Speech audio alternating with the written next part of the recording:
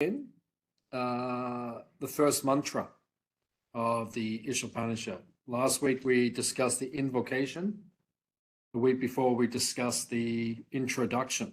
The introduction is very important because Prabhupada makes many significant points in the introduction. So philosophically, it's very powerful. And then we have two key memory verses, KMVs.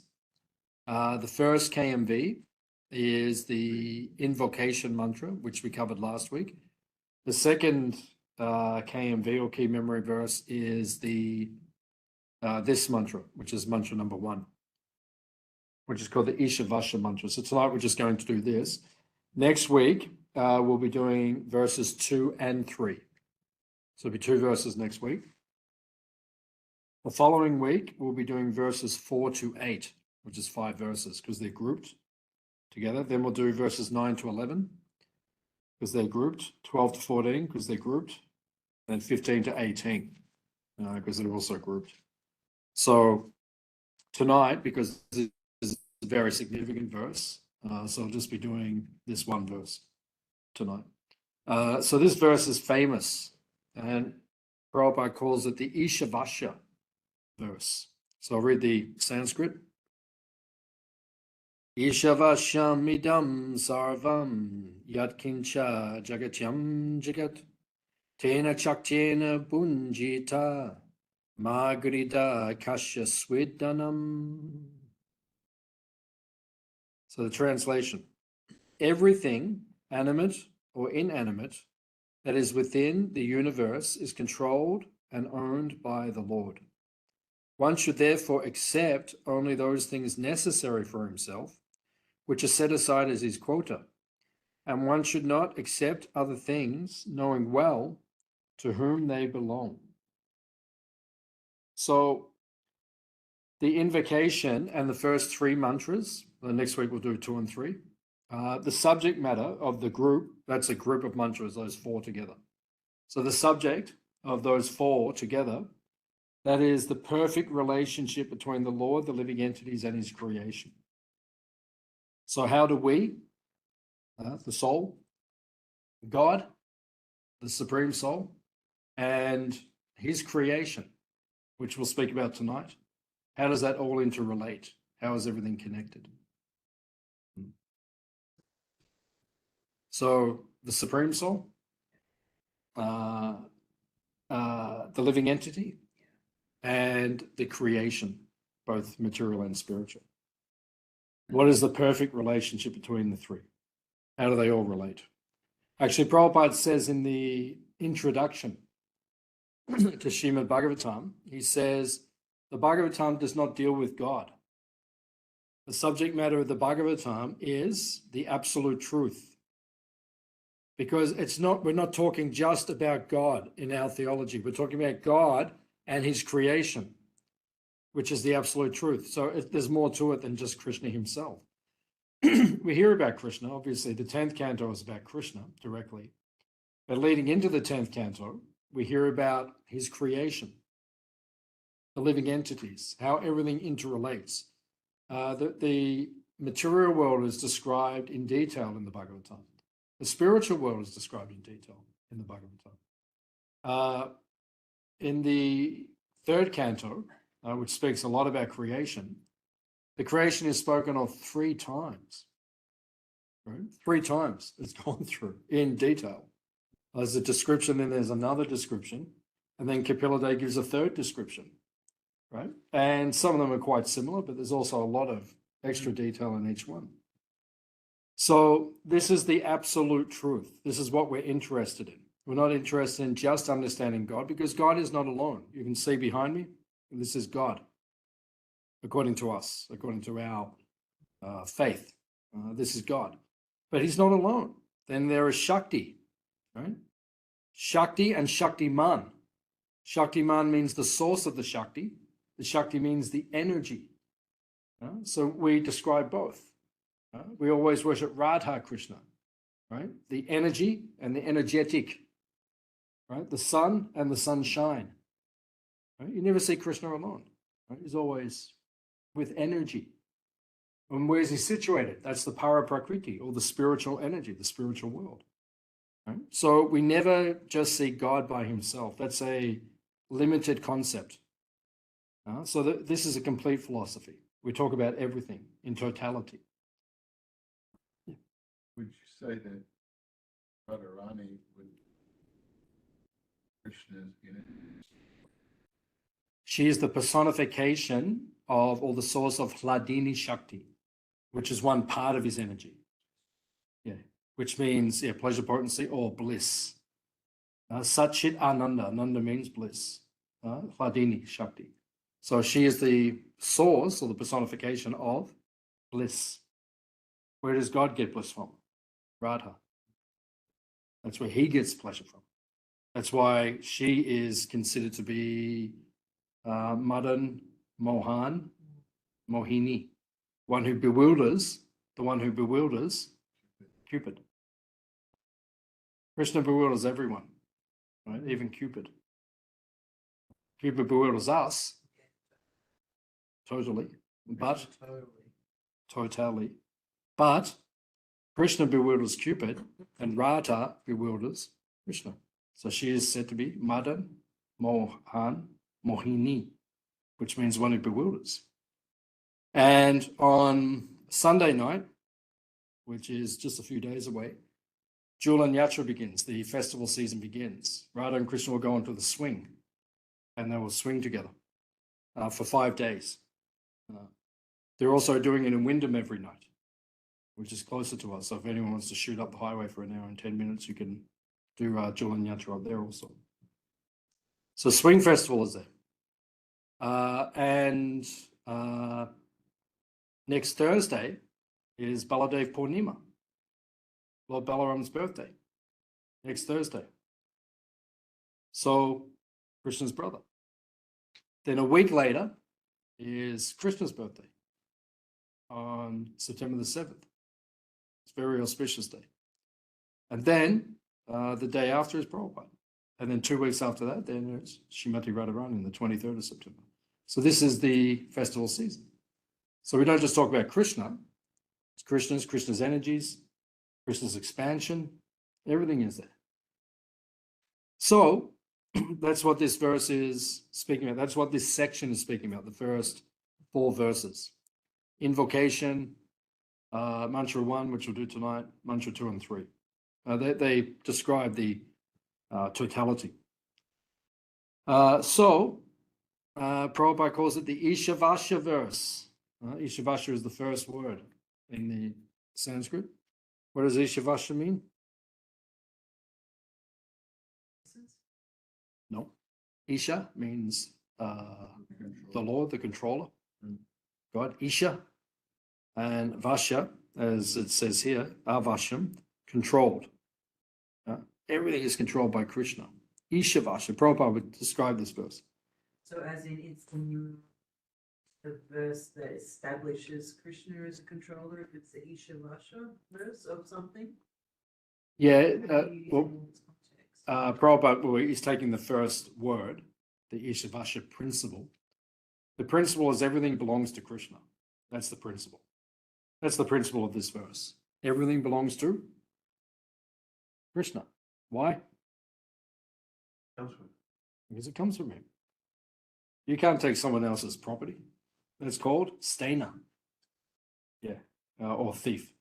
In the 3rd chapter of Bhagavad Gita, Krishna says, if you don't offer food to him, you're a thief. Stena. Yeah, because it all belongs to him. Why do we offer the food to Krishna? Because it belongs to him. In Vrindavan, it says everything is already prasadam. Don't have to offer it.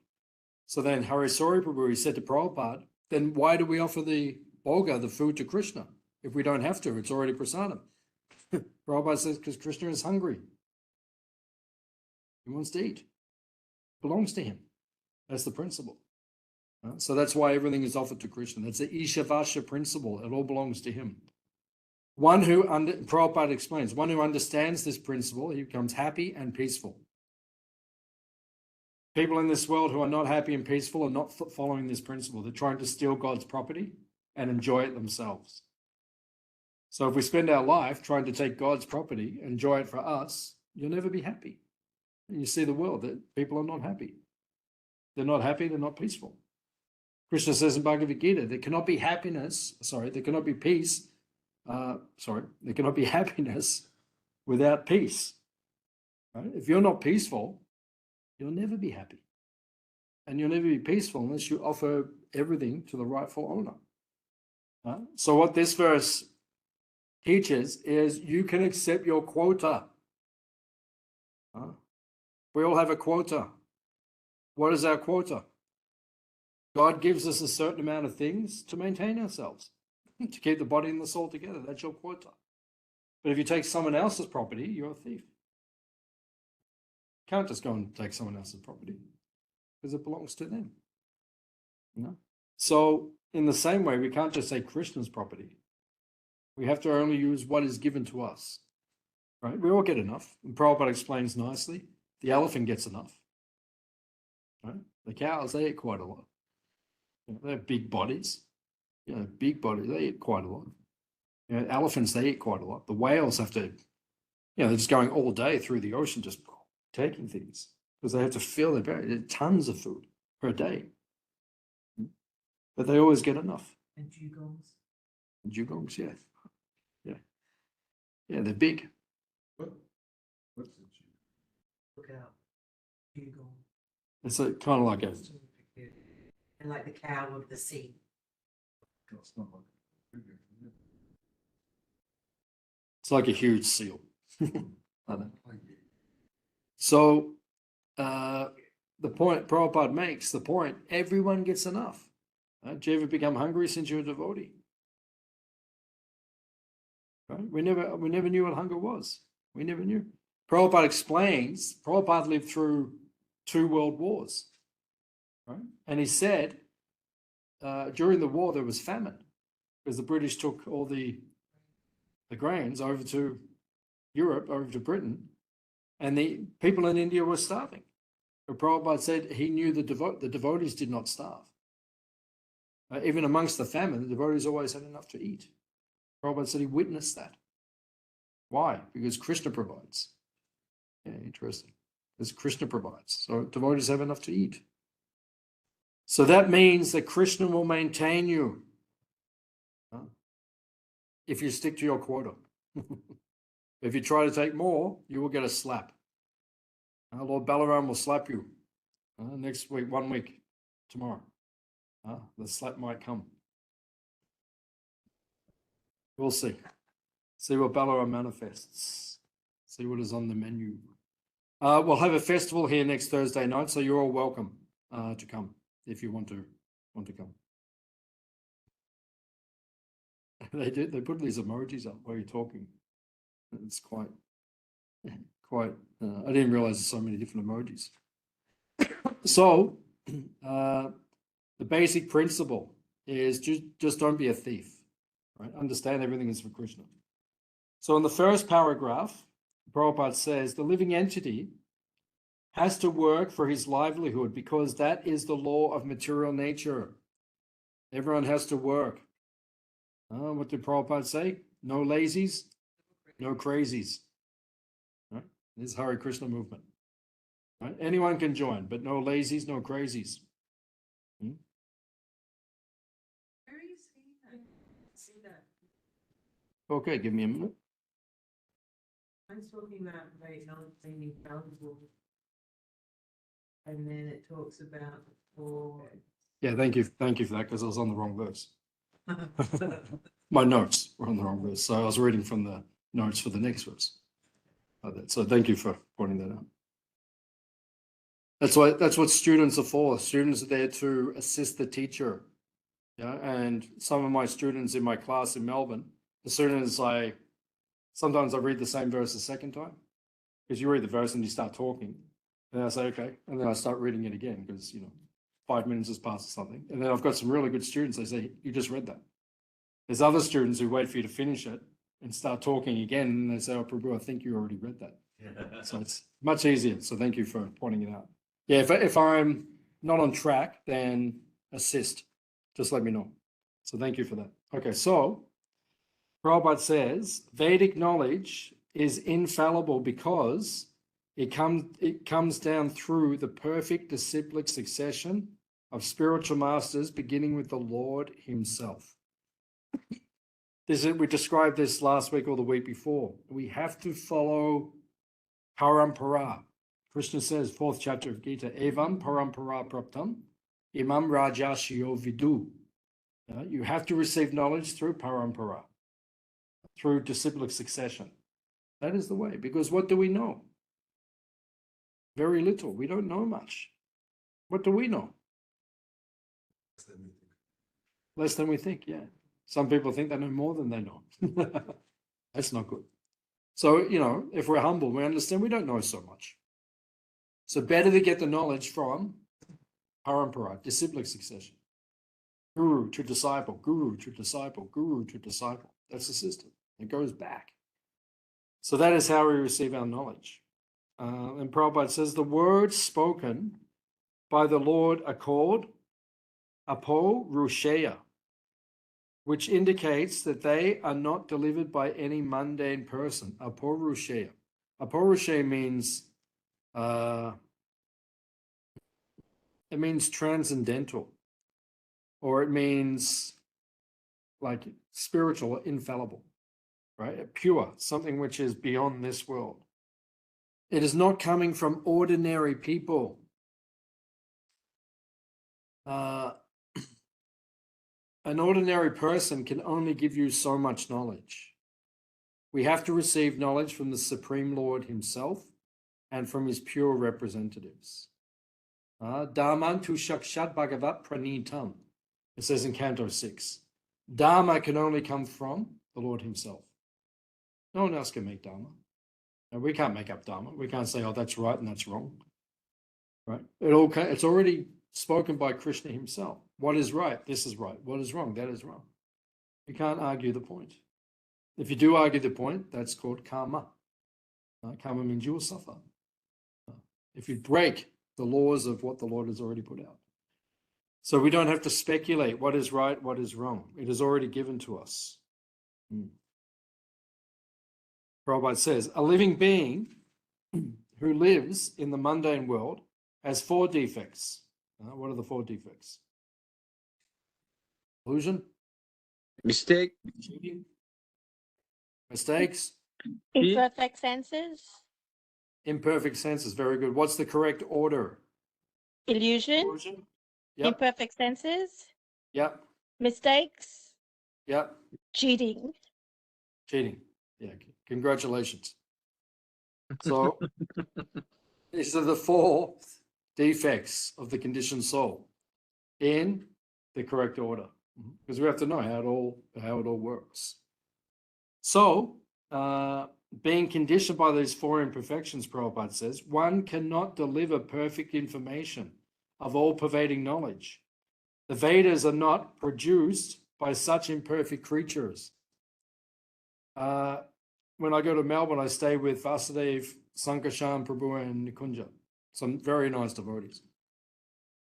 It's so nice. I didn't even know them very well before I started staying with them. I knew them. I saw them around, and then Prabhu approached me and he said, "Come and stay with us." And then where I used to stay, that finished. Devotees had kids. They didn't have room for me, so I went to the next devotee's house. So then I've been staying with them now for over 1 year. And this is Vedic culture. People who don't even know you invite you to come and stay in their house and treat you like a family member. Now we're very close. Now we're very close friends, but I hardly even knew them before. So their daughter yesterday, she had to do a science project. And it's all to do with learning about the eyes. And there's a diagram and it shows what is the iris, what's the retina, all that. Oh, it was quite interesting. And she told me, said, according to science, the eye actually sees everything upside down. And then the brain turns it up the right way within an instant. And I said to her, how do we know that's true? And she said, well, science tells us that. And I said, how do you know that? But how do you know it's true? How do you know it's true? Because it's just what some scientists is telling us, right? Whereas,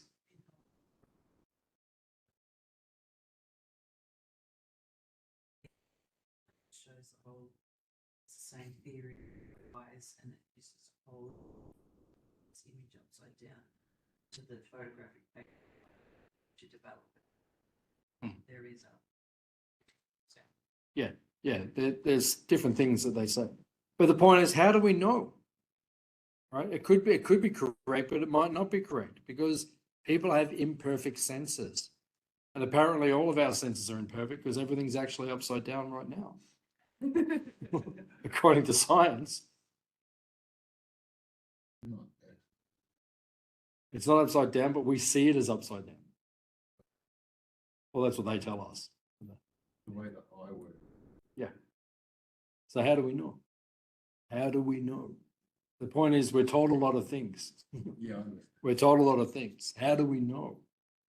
The world is actually upside down. Well, it depends if you see it as being flat or not. So, Yeah.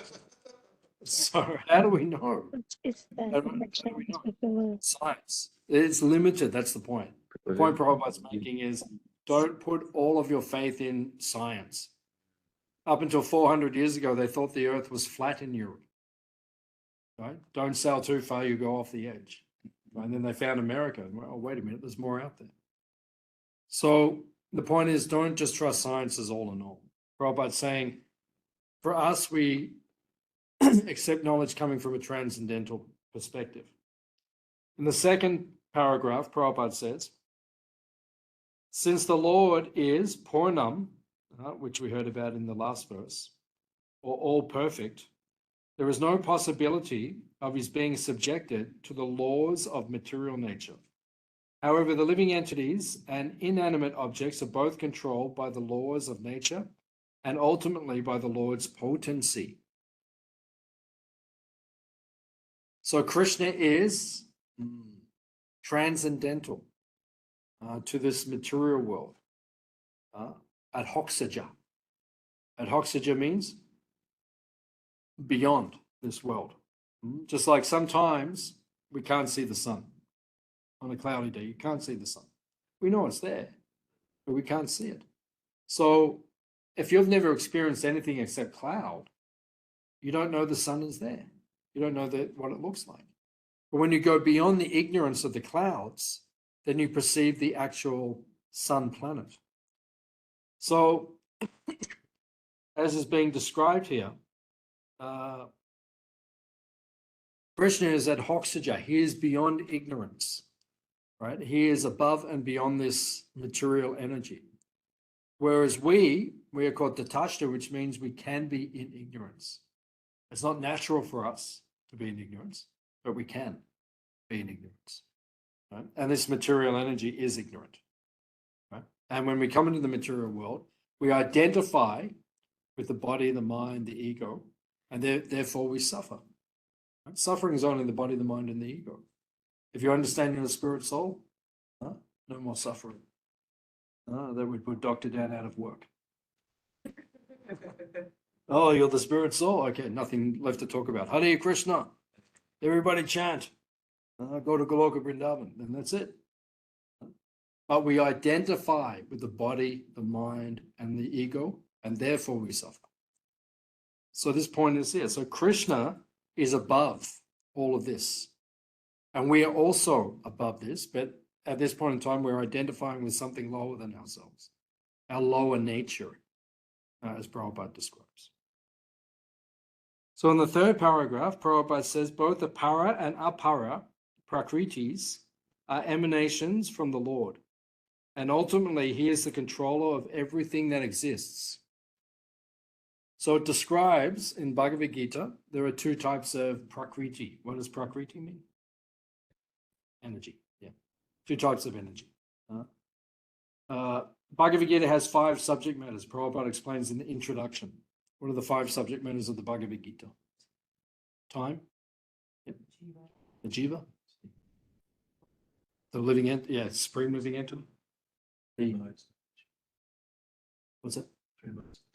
Yeah, well, within Prakriti, Yeah, Prakriti. That's in Prakriti. What are we up to? Recruiting time. We had the Supreme Lord, the Jiva, time, Prakriti, which means karma. Of course. Yeah. And Prabhupada says 4 of them are permanent. The Lord is permanent, the soul is permanent, the material energy and the spiritual energy are permanent. Time is permanent, but karma is not permanent. Karma can change. Right? If you start performing devotional service, you burn up your karma. Krishna says, Moksha yashami masuchaha.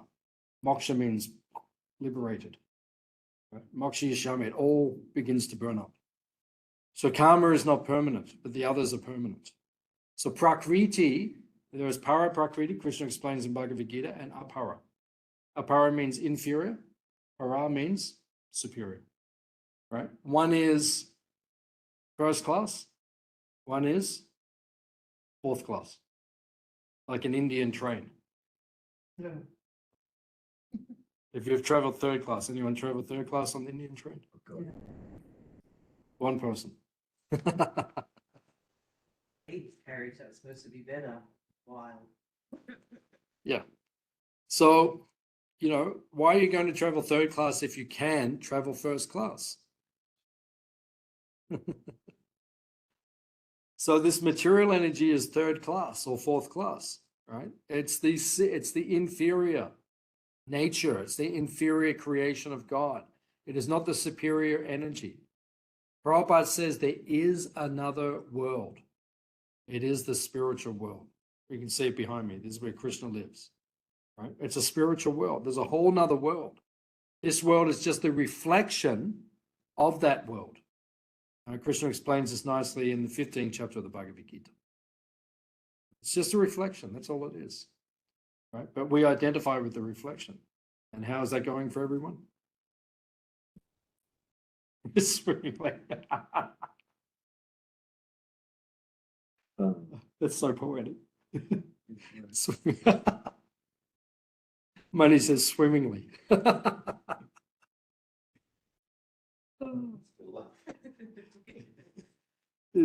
Beautiful description.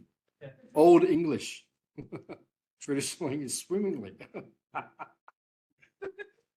Sometimes drowning, sometimes getting swept on the rocks. Swimmingly. So this is the nature of the material world. It is a place of suffering, right? It says on the front door as you come in, right? There's a sign when we first come into the material world. It says Dukalayam Ashashvatam. It is miserable. It is temporary. Please enjoy yourself. Right? And that's what we're doing. That's the definition of ignorance, avidya. Or as Albert Einstein said, it's the definition of insanity. And insanity is doing the same thing again and again and expecting a different result. You keep doing it again. How many times we did it? Right? Prahlad Maharaj says he calls it chewing the chewed. Right? Everyone's already done it. We've already done this. What we're doing now, we've done it for lifetimes. It's all the same. But we keep coming and doing the same thing again and chewing the chewed. Prabhupada explains. The human chews the sugar cane, right? Chews it and spits it out. Then the cow comes and he gets it and he chews it. Gets the little bit of juice that the human did not get. And then he spits it out. And then the crow comes and he tries to extract something. There's nothing left. That's what the material energy is like. We keep trying to experience the pleasure from the material energy, which we've done for lifetimes, and there's not much juice left in it. Right? And if you don't give up your attachment to it, Krishna will reduce the juice more and more. He'll just take it out more and more and more. Right? Until we learn there is no hope. And then at that point, you surrender to Krishna. Go back to the spiritual world. So there's two energies, para prakriti, apara prakriti. At this point in time, we're trying to manipulate this inferior energy. In the spiritual world,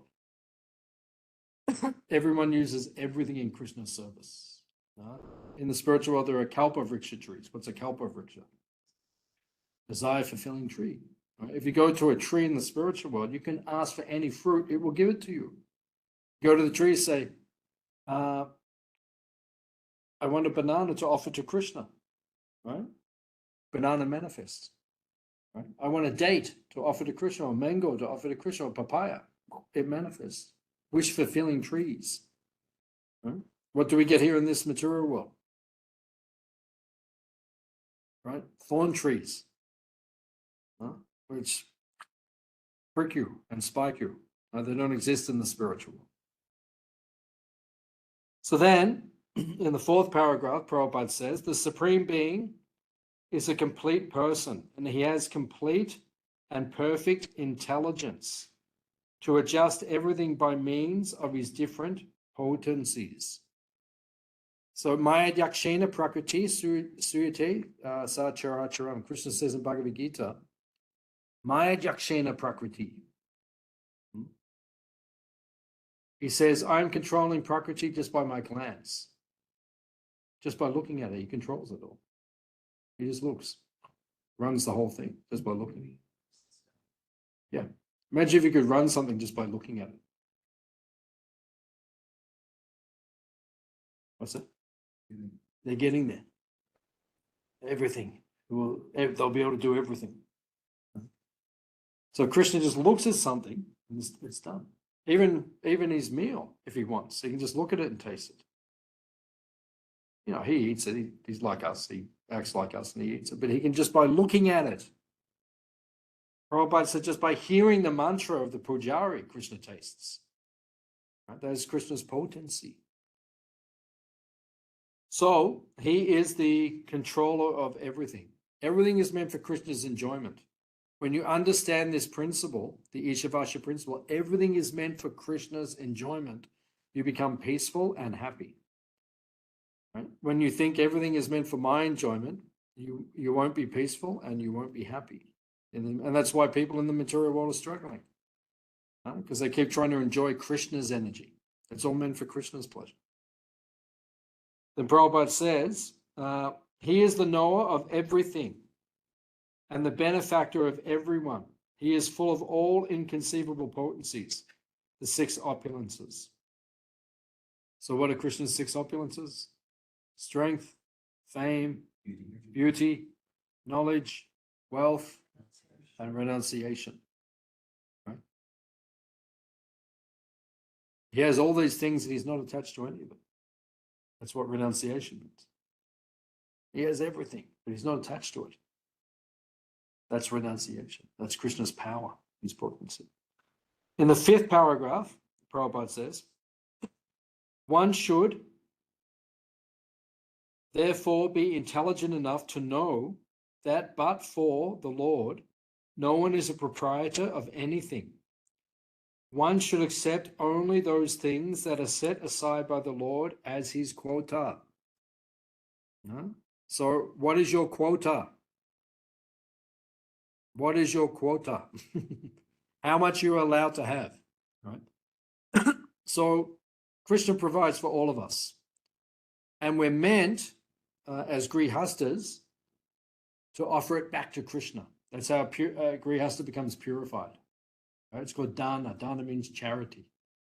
Right? We get a certain amount of money, but then we give a certain amount to Krishna. That's how we become purified. Right? It's not all meant for our pleasure. It's meant for Krishna's pleasure. So the question sometimes devotees ask, how much charity should I give?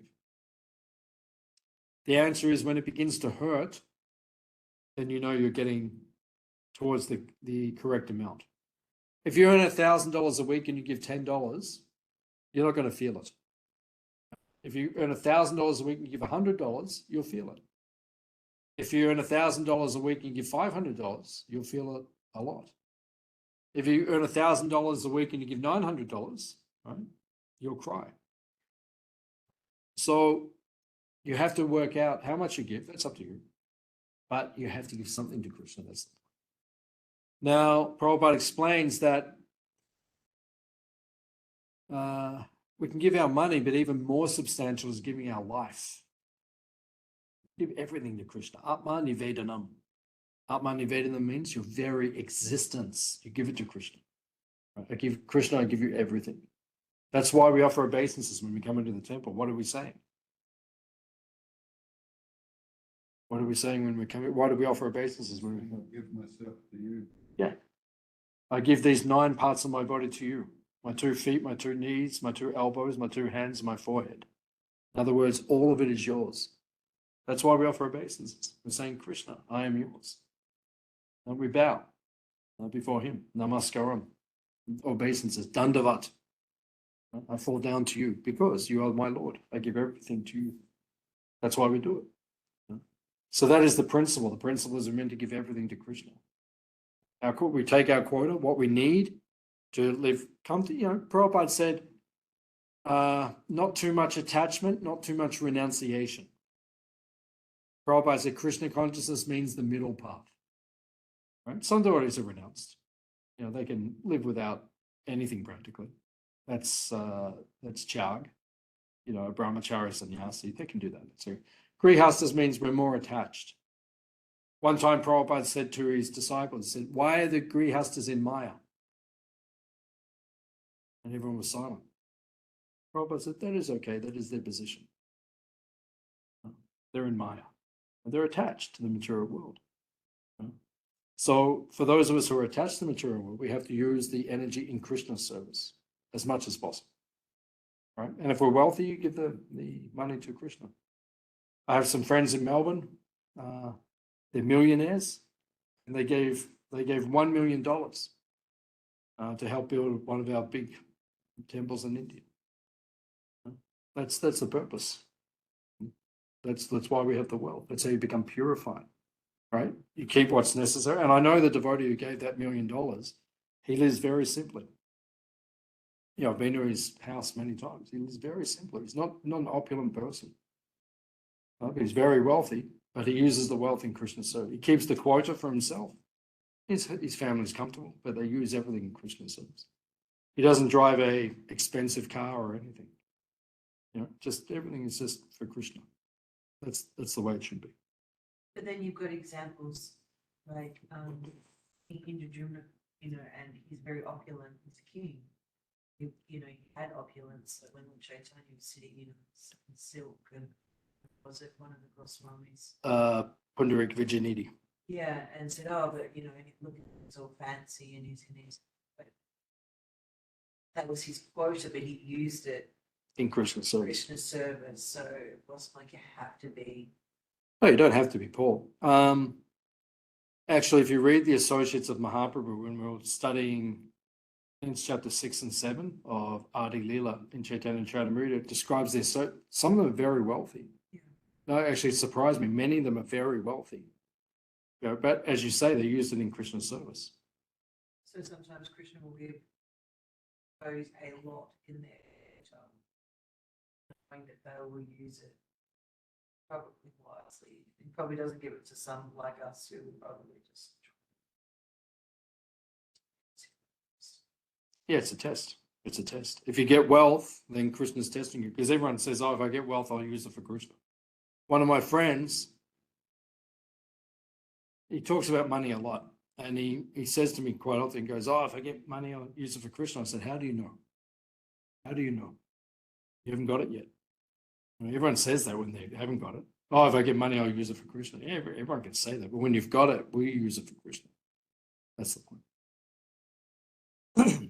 Then Prabhupada says, 6th paragraph, the world is made of so many material things, and we know that we cannot produce any of these materials ourselves. We can simply bring them together and transform them into different shapes by our labor.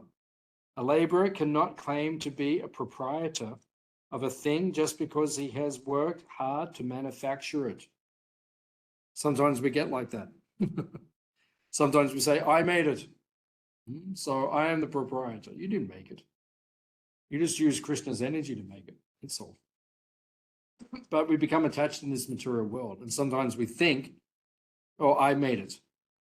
So it belongs to me. Nothing belongs to us. Nothing belongs to us. We get that realization sometimes. Like when our car's skidding off the road. And we think, oh, actually nothing belongs to me. One devotee, when I first joined, he was driving too fast, and then he went off the road and went through a fence. Didn't hurt himself, but and I said to him, I said, what was your realization? And then he said, I realized everything is insignificant in that moment. You know, when you're driving off the road through a fence, you're like, nothing means anything. You can't be attached to anything in this material world. Everything is temporary. So we need to get that realization. Everything belongs to Krishna. In the 7th paragraph, Prabhupada says, there can be no peace if any party claims proprietorship over the resources of nature, which are entirely the property of the Lord. That's why there's no peace. That's why Russia is fighting Ukraine. What's the fight over? A resource. It's resources. Ooh, why fight? Why not just share it? Why not just all come together and say, hey, let's share it? Yeah, and it's the same thing. What's the principle? Principle is, it's for me. It's for my pleasure. Everyone wants to look after themselves. But the principle of the Ishavasya principle is we just accept our quota and we share. If there's more, you share it. And that is the system. That's the Vedic system. Right? We share things. Seems to be a symptom. Yeah.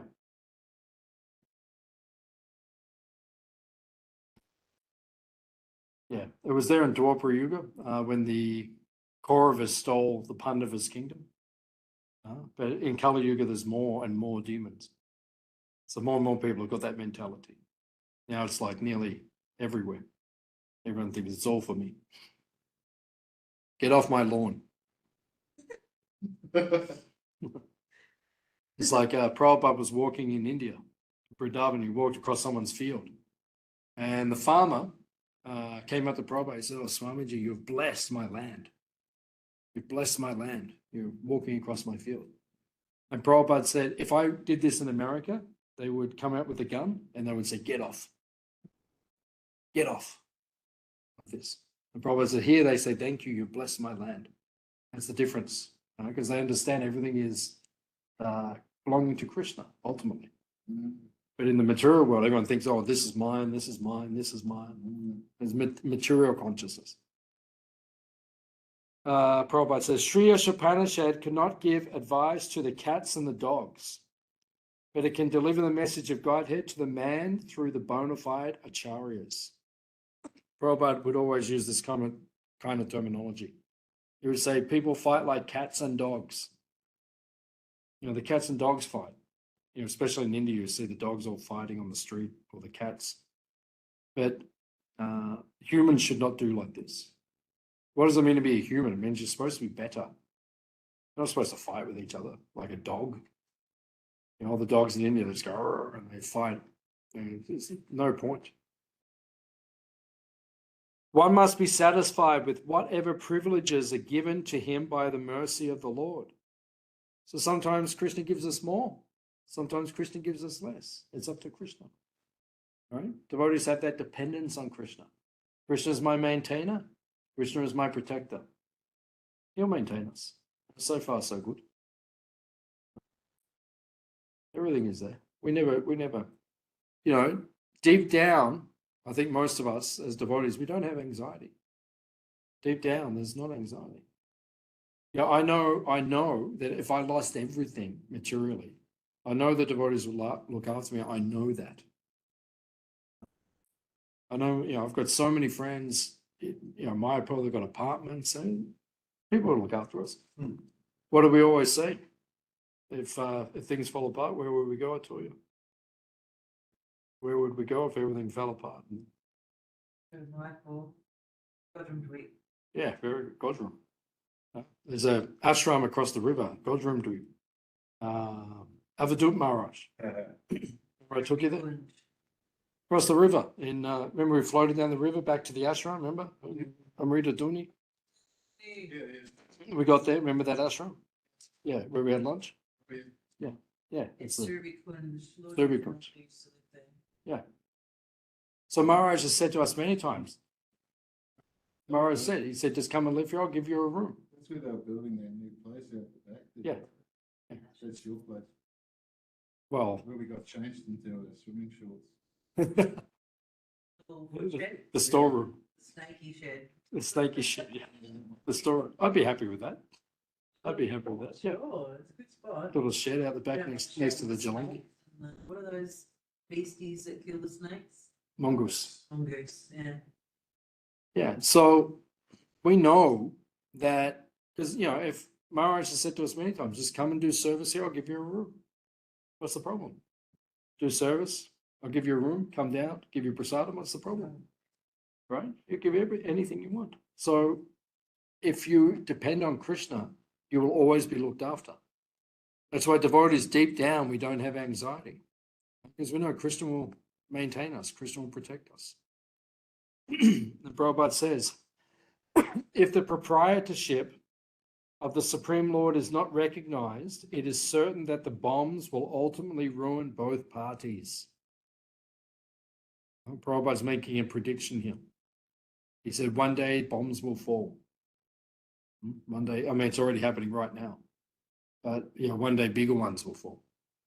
You know, the ones that they created. Prabhupada said if they created them, they have to use them. So in the future, something will happen. Then paragraph 8, Prabhupada says, human beings are not meant to quarrel like the cats and dogs. They must be intelligent enough to realize the importance and the aim of the human life. Right? Act like a human being. If a man kills an animal, he is responsible for breaking the laws of nature. Prabhupada would always emphasize this point. Whenever you see Prabhupada speaking to Christians, what's the point that he always makes? Thou shalt not kill. Every time. There's a very famous conversation with that French cardinal that Prabhupada has. Yeah, you might have seen the video. And he says that animals don't have a soul. Yeah. Says the animals do not have a soul. Then Prabhupada is arguing with him. You see at one point Prabhupada's legs going like, yeah, because he's frustrated. He's like, why doesn't this man understand? He's supposed to be a leader of people. Prabhupada's like, he's getting frustrated with him. Just try to understand. And he's saying,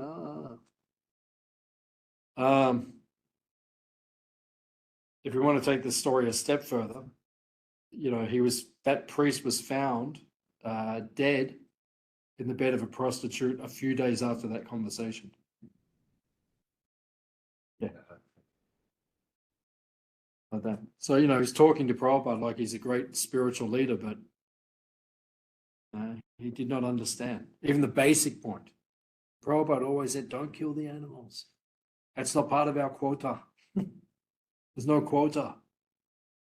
You know? It says in the Bible, man has dominion over the animals. It doesn't say man can kill the animals. It means we have to protect them. Right? We're meant to be their caretakers. You know, look after them. Don't kill them. That's not our quota. Then Prabhupada says, human life alone is a life of responsibility. A human being is required to acknowledge the authority of the Supreme Lord. He must be a devotee, offer everything to the Lord's service, and partake only of remnants offered to the Lord. This will enable him to discharge his duty properly. So as devotees, we're meant to only eat prasad, food which has been offered to Krishna. If you don't eat the food which has been offered to Krishna, it will change your consciousness. Right? It will pollute the consciousness. Prabhupada actually says it will make the mind wicked. That's why we have to eat prasad. We have to eat the food offered to Krishna. That's why when everyone comes in for the Sunday feast, they take lots of takeaway. Ari brings an esky. Because he knows he's not going to be here for 2 weeks. And then he goes a little bit crazy. Because the principle is you should always take prasad, food offered to Krishna. Then the consciousness will remain pure. Those who do not offer their food eat sin and subject themselves to various types of distress, which are the results of sin. Bhagavad Gita 3:13. Krishna says, otherwise you're eating pap. Pap means sin. So therefore, offer the food to Krishna. And then you're not a stainer, you're not a thief. You know, like, it's becoming cheese. Cheese is being forced, even if it has been, it's come from I think that's important. Because of the- Oh, it's totally important. Krishna Chakravarti Thakur says, Krishna says in the Bhagavad Gita that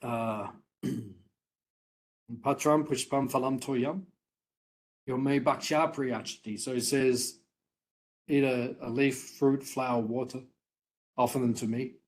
And Krishna Chakravarti Thakur says in the commentary, he says this means the devotee should sow the food, grow the food, harvest the food, cook the food, offer the food.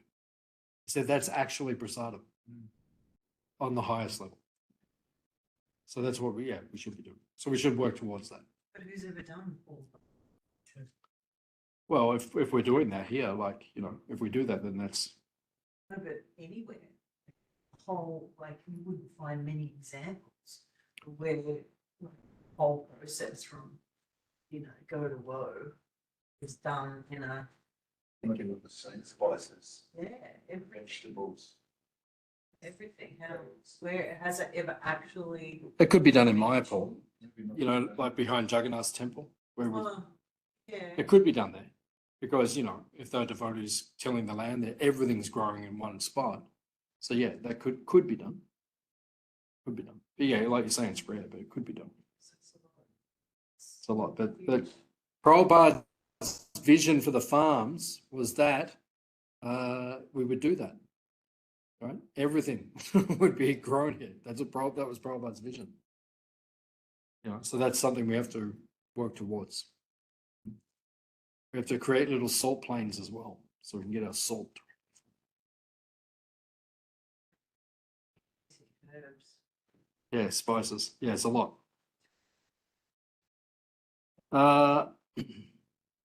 Then, Prabhupada says, paragraph 11, the root of sin is deliberate disobedience to the laws of nature through disregarding the proprietorship of the Lord. Disobedience to the to the laws of nature or to the order of the Lord brings ruin to the human being. So this is the main point of all of this, right? Do not disobey Krishna. We got the instruction. What is the instruction? Ishavasya, principle. Everything is owned by and controlled by Krishna. Offer it back to him. When you disobey that, then your life will become problematic. Prabhupada finishes by saying, if one is sober,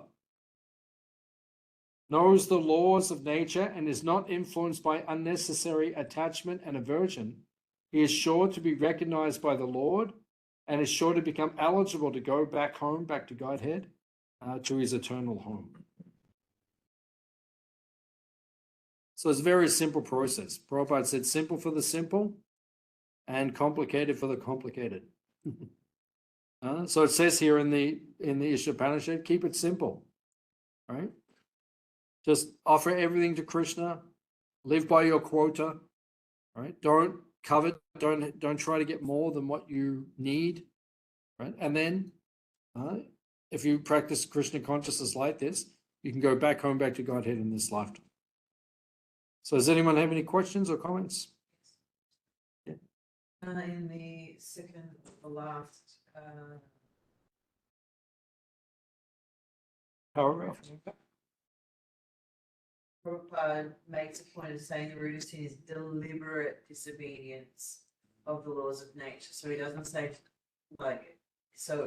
it becomes sinful when you know, but you still do it, as opposed to It's still sinful if you don't know, but I mean, he specifically writes deliberate disobedience. Can you elaborate on that? Yeah, it's a good question. So why does Prabhupada say deliberate disobedience?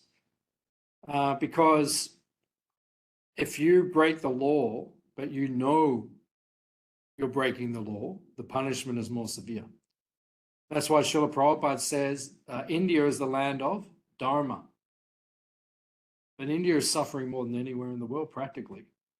Like, it's not materially a comfortable place. It could be more.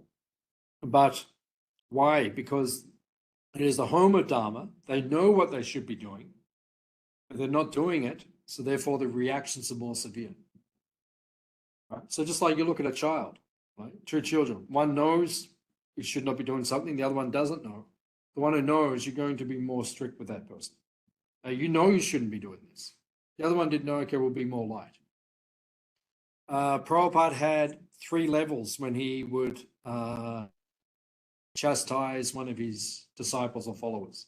3 levels of anger. Hari Sori Prabhu. He was with Prabhupada every day for 15 months. He said Prabhupada had 3 levels of anger. First one, you did something wrong, Prabhupada would get upset. Then he said the second level was if you did something wrong, it means you'd done it before and you did it again. He said Prabhupada got so angry his lip would quiver. His lip would like shake. That's how angry he got. He became very angry. And then he said the third level is Prabhupada wouldn't even speak to you. I'm disgusted. So, vanish, disappear, right?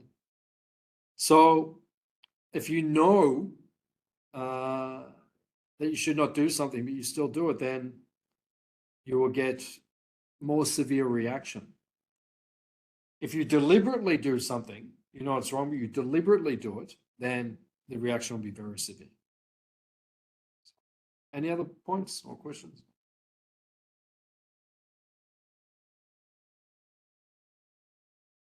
Hare Krishna, thank you so much. How do we know what's our quota? How do you know what's your quota? So, like Prabhupada said, he said, not too much attachment, not too much renunciation. So be comfortable. So like, it means live a middle-class existence. We should not live in poverty. That's not good. Chanakya says poverty is the cause of all bad qualities. You see, when people live in poverty, they get very desperate. And then even us, like if we were in poverty, we would do things we would not normally do. We would steal and do so many things. So you don't want to live in poverty, but you don't want to be, if you don't have enough money, what do you always think about? Money, right? You don't have enough, what do you think about? Money. And if you have too much money, what do you always think about? Money. So in between, when you're not thinking about it, that's when you're in the right area. He also talks about endeavour. Something. Over endeavour. So that's another. Yeah, that's in the Nectar of Instruction. One should not over endeavor. You know, just do enough. Like if you can work 3 hours a day, work 3 hours a day. And then the rest of the time you can do service. I remember in Next Instruction, it also said not too much tamarind. Not too much Tamarind. tamarind. Nectar of Instruction. Not too much tamarind. Yeah, they said because it over indulges the senses. Oh, does Prabhupada say that? Yeah. Oh, does he? Okay. Yeah. Yeah, when we get there. Okay. Yeah, we'll do Nectar of Instruction after Isopanisad. Yeah, not too much tamarind, everyone. And yeah, but now you do. Any other questions or comments? Okay. Thank you all for coming. Srila Prabhupada Ki. So homework for next week is verse 2 and 3. So do 2 and 3. And we'll see you next week. Thank you, Hare Krishna. People, thanks for coming. Thank you, Babu. Volleyball. Hare Krishna. Thank you, Hare Krishna. See you in the spiritual world. Bye. Huh? Meet you soon. I will. I will see you soon. Yes, yes, sure, Prabhu. All the best. Volleyball. Please come again. Yes. Sure. Yeah. Yep. Yeah, she's on.